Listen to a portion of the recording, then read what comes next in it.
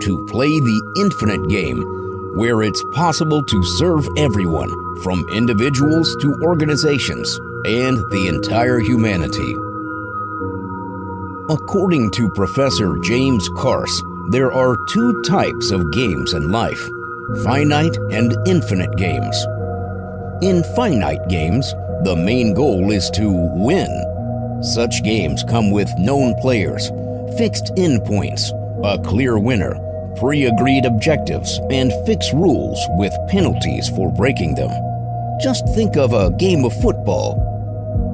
On the other hand, infinite games have no winner, no fixed endpoint, and no fixed rules, like the game of business. Players come and go, but the game continues indefinitely. The goal is to simply keep the game going. Most aspects of life involve infinite games. For instance, there's no such thing as a winner when it comes to marriage, friendship, or even life itself. Getting a degree is finite, but education is infinite. You can win other candidates to secure a specific job, but you cannot win a career.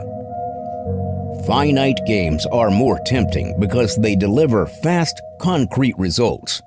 However, these are often temporary. On the other hand, infinite games require consistent effort, but they're also much more rewarding since they generate better results in the long run for all parties involved. They also fulfill our fundamental human need to feel safe, provide for those we care for, and contribute to something bigger than ourselves.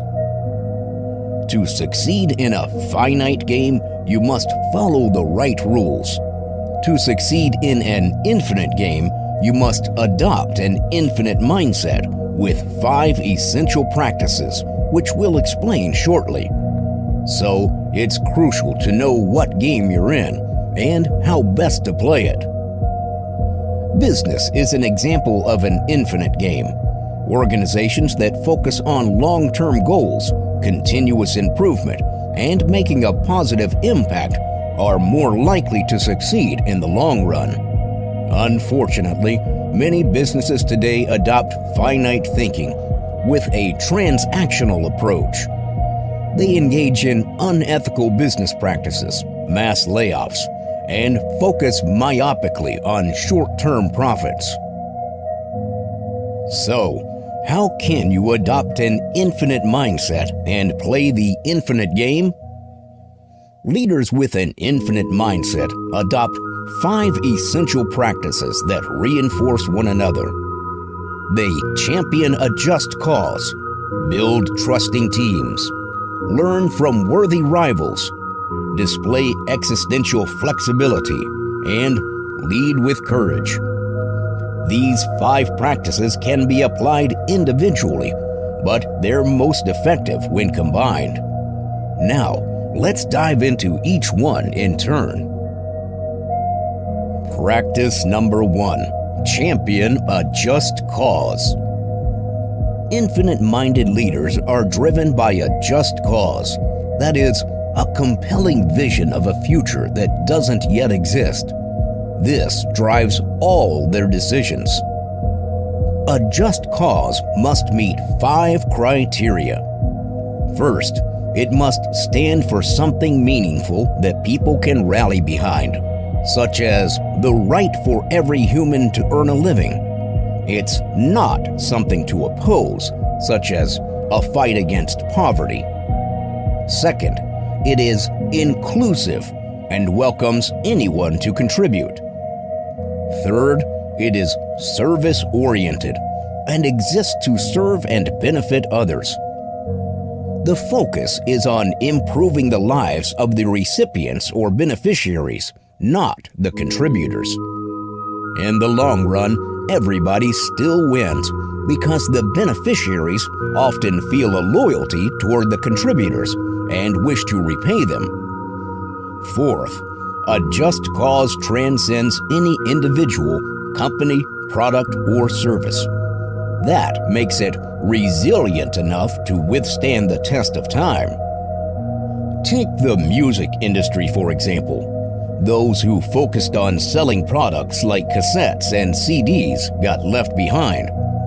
Those focused on a cause, sharing music, continued to thrive in the digital streaming era with new innovations like iTunes and Spotify. Finally, a just cause is idealistic. It is bold, inspiring, yet impossible to achieve 100%. This gives people something to keep working toward. For example, the American Declaration of Independence codified a set of principles that are meaningful but never fully attainable. Over the years, it inspired the abolition of slavery, the women's suffrage, and the Civil Rights Act. Yet, each of these movements are just milestones on a never-ending path of progress. It's okay to set finite goals, so long as they're treated as milestones in the infinite game, instead of being confused with the game itself. For example, President Kennedy's goal for humans to land on the moon was inspiring, but it wasn't a just cause because it wasn't infinite. Slightly more than 8 years after Kennedy's declaration, the goal was accomplished when Neil Armstrong landed on the moon. Having said that, this finite goal was nested within a wider infinite goal to acquire new knowledge, explore new ground, and bring progress for all human beings. Infinite-minded leaders sacrifice everything they have to support their cause, sometimes even their lives. For example, Nikolai Vavilov was a Russian botanist who devoted his life to preserving the world's food diversity. He created a seed bank in Leningrad with specimens from over 6,000 different crops. After Vavilov died in captivity during World War II, his team holed up in a building to protect the seeds from the Nazis. They chose to preserve the seeds instead of using them to feed themselves and the local community. In the end, many people, including Vavilov's own team, died of starvation. But this was a sacrifice they were willing to bear because the seed bank affected humanity's long-term survival and was bigger than their own lives, or even the chance to end the Nazi siege. Leaders serve as the custodians of the cause to keep their teams on track. However, organizations often lose sight of their purpose over time. One of the best ways to preserve a just cause is to put it down in writing. This ensures that the original goals, ideals, and vision are clearly captured and can be passed on without dilution or confusion. It's equally important to select new leaders with the right mindset and values. For example, Sam Walton founded Walmart in 1962 with the mission to offer the lowest prices to reduce people's cost of living. This mission drove all of Walmart's decisions, from its business model to store designs. Yet, by the time Mike Duke took over as CEO in 2009, Walton's original vision had become fuzzy. Duke focused on efficiency and returns, not on serving people. Despite short-term financial gains, morale started to drop, and Walmart got embroiled in a range of scandals, from bribery to mistreatment of staff and customers. To remind leaders of their purpose, Simon Sinek proposes renaming the top position to Chief Vision Officer, or CVO for short. This defines the role more clearly compared to the title of Chief Executive Officer. The CVO position should be held by an infinite-minded leader who keeps the vision clear and aligns everyone toward the cause. This CVO then works alongside an operating role, such as the CFO or a COO. This allows the CVO to focus on the infinite game beyond the organization, while the CFO or COO focuses on the finite goals within the organization. To understand the current short-sightedness in business thinking, we must understand how our views on capitalism have evolved. When Adam Smith first conceived capitalism 200 years ago, he proposed that in a free market, businesses should provide the best possible products and services, since consumers would only pay for what they value. So, the best way for businesses to serve their self-interests is to serve their customers well. Then, in the 1970s, Milton Friedman proposed a different view, that businesses should maximize shareholder value, since shareholders essentially own the business. In reality, most shareholders think like punters, not business owners. They're more interested in making a quick buck than in the company's long-term successes. When a CEO's compensation is tied to short-term profits or stock prices, he or she will be incentivized to cut costs and drive sales, even if these hurt the company's long-term health. To thrive, companies need much more than money from shareholders. They also need the time and energy from their employees and the support from their customers and suppliers. So, a business should serve everyone who contributes toward it, not just the shareholders. Sinek urges readers to return to Smith's vision of capitalism, which is built on 3 pillars.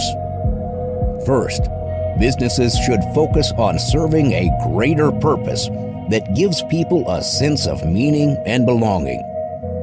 Second, businesses should operate in a way that protects people, including their workers, consumers, and the environment.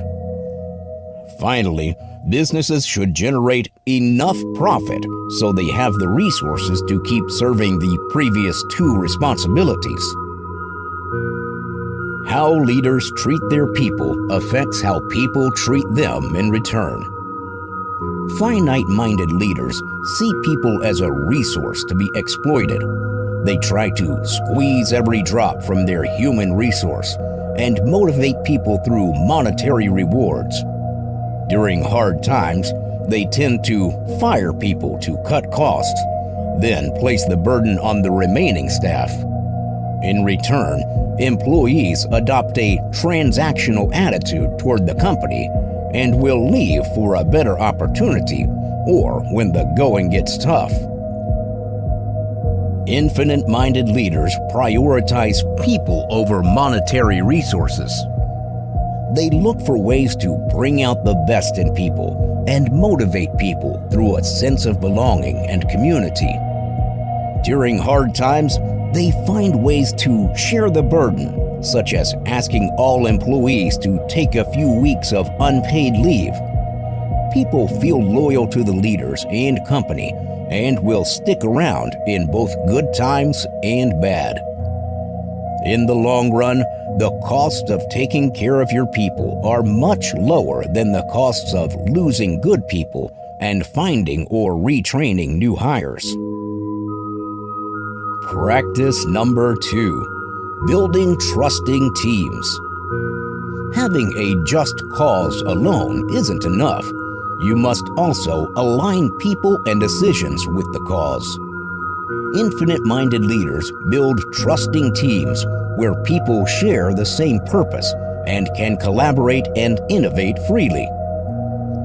Every high-performing team requires 2 core ingredients: performance and trust. Performance is about technical competence, that is, the ability to do a job well, persevere, and manage pressure. Trust is about character, that is, a person's sense of accountability and humility. This includes how far people trust their teammates and how far they can be trusted to have their colleagues' backs. Individual team members are high on both performance and trust. They focus on the team's interest, perform well individually, and bring positive dynamics to their team. By contrast, toxic team members focus on their self-interests, underperform, and drag the team down by blaming others and passing negative comments. Hello, listener. Thank you for listening to our content. We have prepared a graphic summary with the main ideas and teachings of this incredible bestseller. Click on the link, Book Graphic, in the description to have access to a material where we combine the perfect mental stimuli so that you know and understand the great intuitions of the author.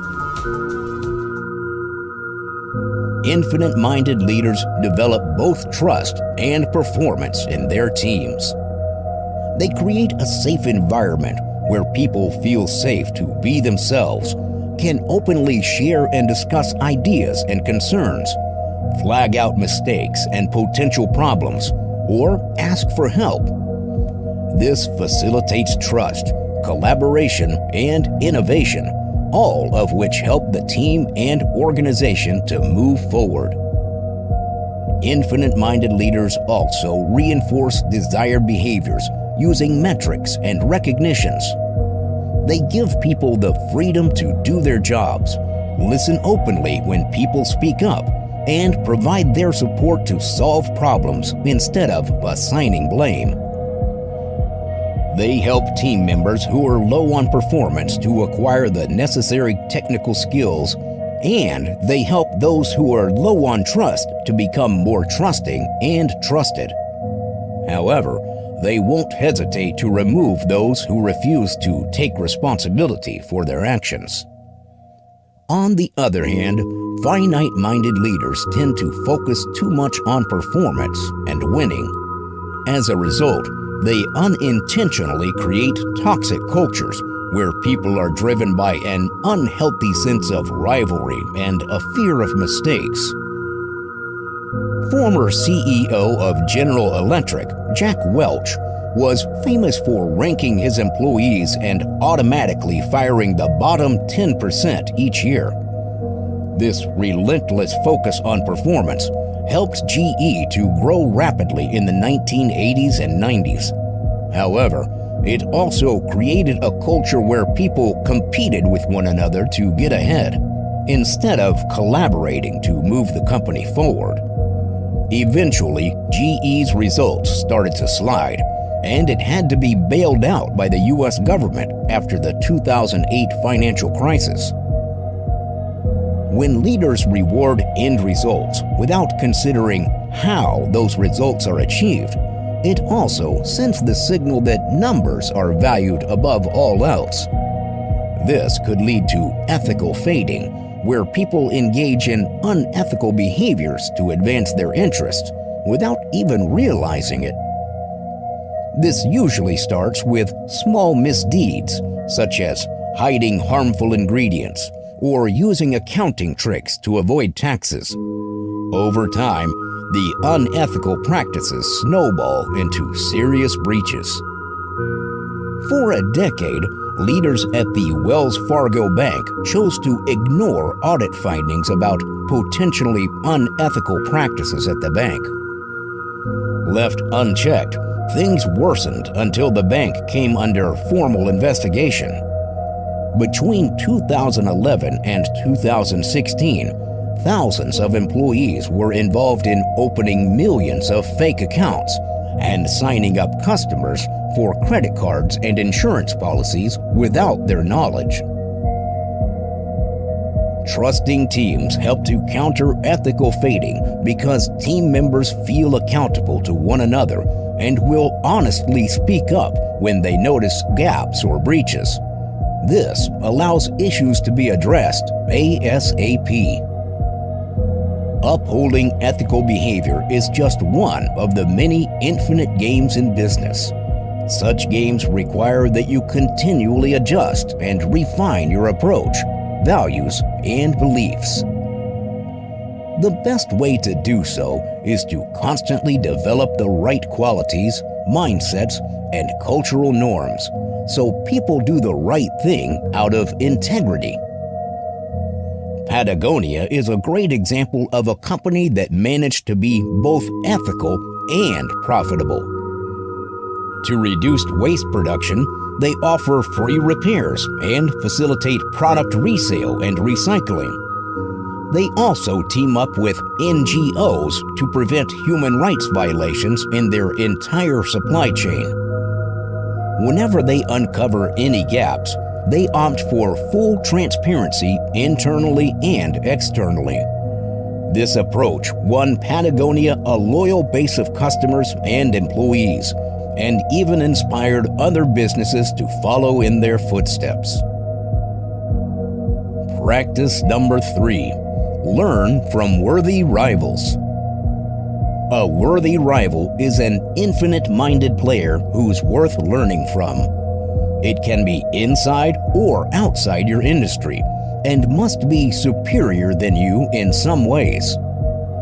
Finite-minded players see other strong players as rivals they must win, while infinite-minded players see other strong players as a source of learning and inspiration.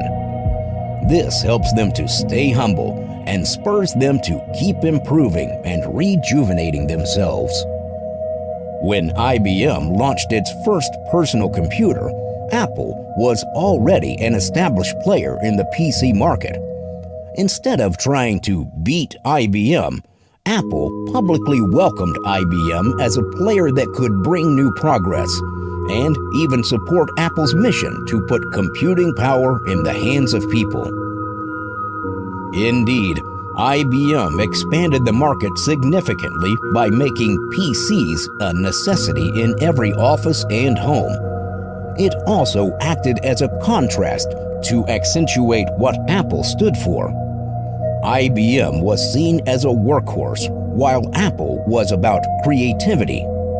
IBM served the mass market with tried and tested features, while Apple served enthusiasts with premium and novel features.